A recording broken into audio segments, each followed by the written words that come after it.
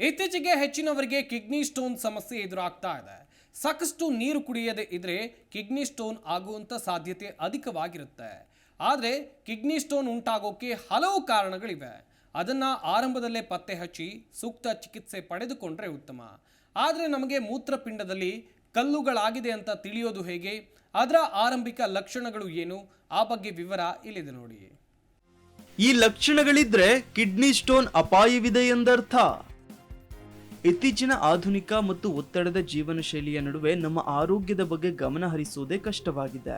ಹೀಗಿರುವಾಗ ನಮ್ಮ ನಡುವೆ ಕಿಡ್ನಿ ಸ್ಟೋನ್ನಿಂದ ಬಳಲ್ತಾ ಇರೋರ ಸಂಖ್ಯೆ ಹೆಚ್ಚಾಗಿರುವುದನ್ನು ನಾವು ಗಮನಿಸ್ತಿದ್ದೇವೆ. ಕಿಡ್ನಿ ಸ್ಟೋನ್ ಉಂಟಾಗಲು ಕೆಲವು ಬಾಹ್ಯ ಕಾರಣಗಳಿವೆ. ಇದಕ್ಕೆ ನಾವೇ ಮೂಲವಾಗಿರ್ತೇವೆ. ಹೌದು, ಸಾಕಷ್ಟು ನೀರು ಕುಡಿಯದೇ ಇದ್ರೆ ಕಿಡ್ನಿ ಸ್ಟೋನ್ ಆಗೋ ಸಾಧ್ಯತೆ ಅಧಿಕವಾಗಿರುತ್ತೆ. ಆದರೆ ಕಿಡ್ನಿ ಸ್ಟೋನ್ ಉಂಟಾಗಲು ಇನ್ನೂ ಹಲವು ಕಾರಣಗಳಿವೆ.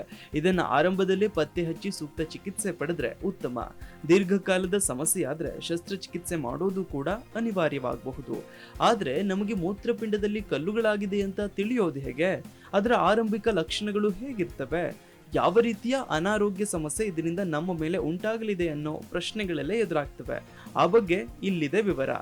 ಅಂದಹಾಗೆ ಮೂತ್ರಪಿಂಡದ ಕಲ್ಲುಗಳು ಮೂತ್ರನಾಳದ ಸೂಕ್ಷ್ಮ ಅಪಾಯಗಳಾಗಿವೆ. ಇವು ಖನಿಜಯುಕ್ತ ನಿಕ್ಷೇಪಗಳಿಂದ ರೂಪುಗೊಂಡಿವೆ. ಹಾಗೇನೆ ತುಲನಾತ್ಮಕವಾಗಿ ನೋವಿನಿಂದ ಕೂಡಿರ್ತದೆ. ಅಂದ್ರೆ ದೇಹದಿಂದ ಹೊರಹೋಗದೆ ಉಳಿದಿರೋ ಖನಿಜಗಳ ನಿಕ್ಷೇಪವೇ ಈ ಕಲ್ಲುಗಳು. ಇದು ಮೊದಲು ಚಿಕ್ಕ ಗಾತ್ರದಿಂದ ದೊಡ್ಡದಾಗುತ್ತಾ ಸಾಗುತ್ತೆ. ಕಲ್ಲುಗಳು ದೊಡ್ಡದಾಗುತ್ತಾ ಹೋದಂತೆ ಅಸಹನೀಯ ನೋವು ಕಾಣಿಸಿಕೊಳ್ಳುತ್ತೆ. ನಿಮ್ಮ ಬೆನ್ನ ಕೆಳಗಿನ ಭಾಗದಲ್ಲಿ ವಿಪರೀತ ನೋವು ಕಾಣಿಸಿಕೊಳ್ಳೋದು.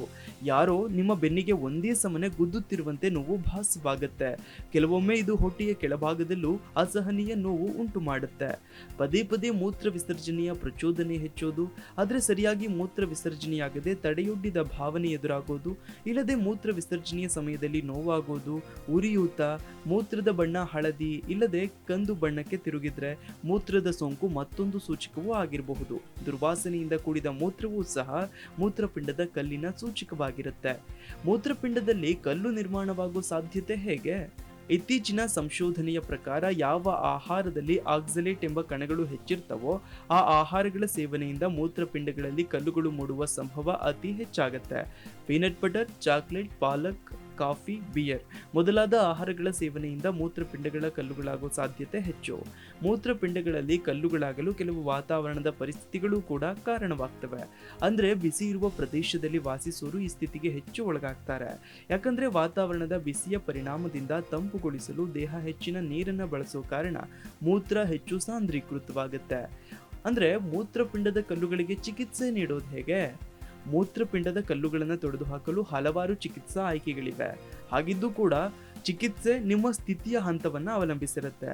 ಎಲ್ಲಾ ರೀತಿಯ ಮೂತ್ರಪಿಂಡದ ಕಲ್ಲುಗಳಿಗೆ 3 ರೀತಿಯ ಚಿಕಿತ್ಸಾ ಆಯ್ಕೆಗಳು ಲಭ್ಯ ಇವೆ.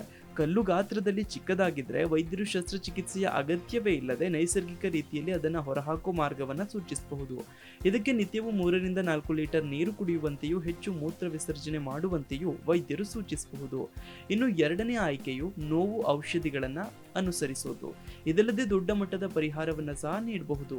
ಅಂದ್ರೆ ಕಲ್ಲು ಮೂತ್ರಪಿಂಡದಲ್ಲಿಯೇ ಕರಗುವಂತೆ ಮಾಡಲು ಕೆಲವು ಔಷಧಿ ಆಹಾರ ಕ್ರಮವನ್ನು ಪಾಲಿಸುವಂತೆ ಸೂಚಿಸಬಹುದು. ಇನ್ನು ಮೂರನೇ ಆಯ್ಕೆಯಾಗಿ ಕಲ್ಲು ಹೆಚ್ಚು ದೊಡ್ಡ ಗಾತ್ರದಾಗಿದ್ರೆ ಶಸ್ತ್ರಚಿಕಿತ್ಸಾ ವಿಧಾನಗಳು ಮತ್ತು ಚಿಕಿತ್ಸಾ ಆಯ್ಕೆ ಮಾಡಿಕೊಳ್ಳೋದು. ವೈದ್ಯರು ನಿಗದಿಪಡಿಸಿದ ದಿನದಂದು ಶಸ್ತ್ರಚಿಕಿತ್ಸೆ ನೆರವೇರಿಸಿ ಕಲ್ಲನ್ನ ಹೊರತೆಗೆಯಲಾಗುತ್ತೆ. ಜಿ ಕನ್ನಡ ನ್ಯೂಸ್ ಈಗ ನಿಮ್ಮ ಮನೆಯಲ್ಲೇ ನೋಡಿ. ಎಲ್ಲ ಕೇಬಲ್ಗಳಲ್ಲಿ ಈಗ ಲಭ್ಯ.